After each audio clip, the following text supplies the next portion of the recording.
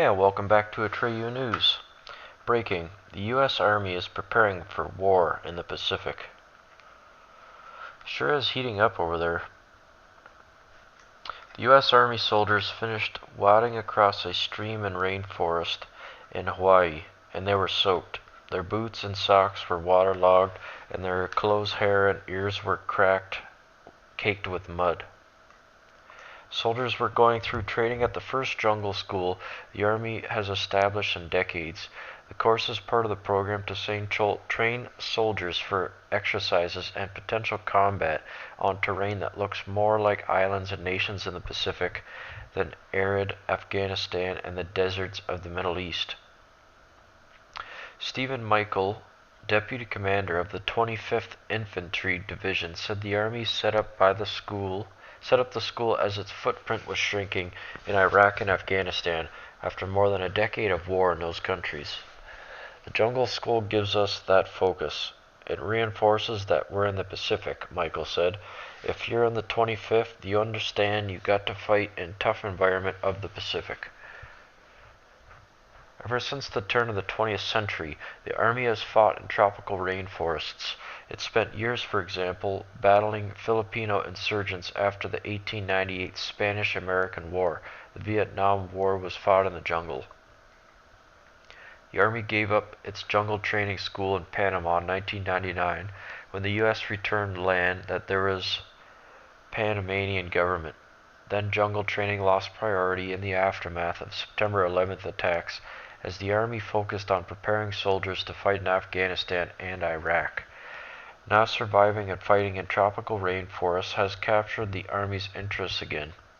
In 2013, it set up a jungle school at Schofield Barracks, a sprawling Army post some 30 miles west of the soft sands of Waukee. Its dense woods have a stream soldiers can practice crossing in cliffs for rappelling.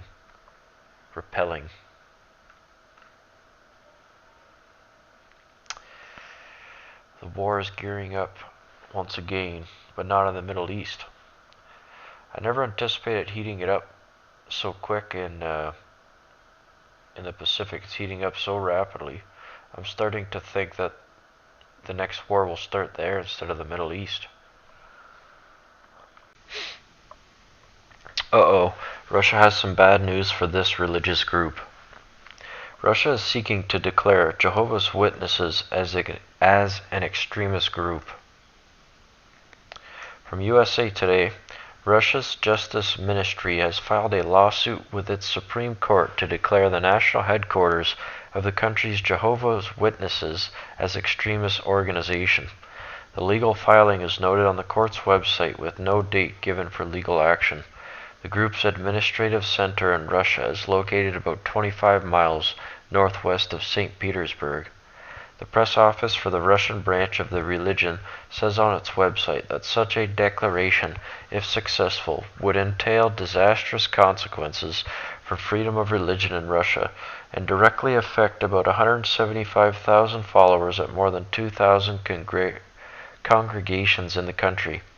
Extremism is a deeply alien to the Bible-based belief and morality of Jehovah's Witnesses, the statement said.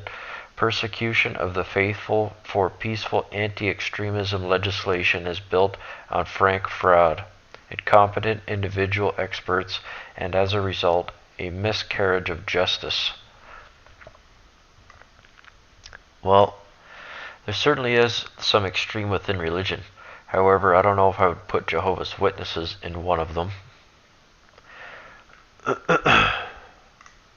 Colin Kaepernick just got the worst news of his football career. Colin Kaepernick just got the worst news, and his football career could be over. According to NFL GM, quarterback Colin Kaepernick is disliked by 70% of team executives. Wow, that's bad. That's even higher than I figured it would be. Mediate.com reported, despite several teams having a severe need at the quarterback position, free agent signal caller Colin Kaepernick has drawn minimal interest as he searches for a new team. According to a new report, the reason might be more than two-thirds of NFL team executives genuinely hate him. Well, to not stand during the national anthem, to demonize the country that made you rich and powerful, then what in the fuck? Of course people are going to hate you. If people hate anything, it's they hate people that have everything and still complain. Bleacher Report spoke to the anonymous AFC general manager who said that Kaepernick alienated many in NFL front offices by protesting the national anthem during the 2016 season. According to the unnamed GM, approximately 70% of the teams genuinely hate him and can't stand what he did. They want nothing to do with him. They won't move on. They think showing no interest is a form of punishment.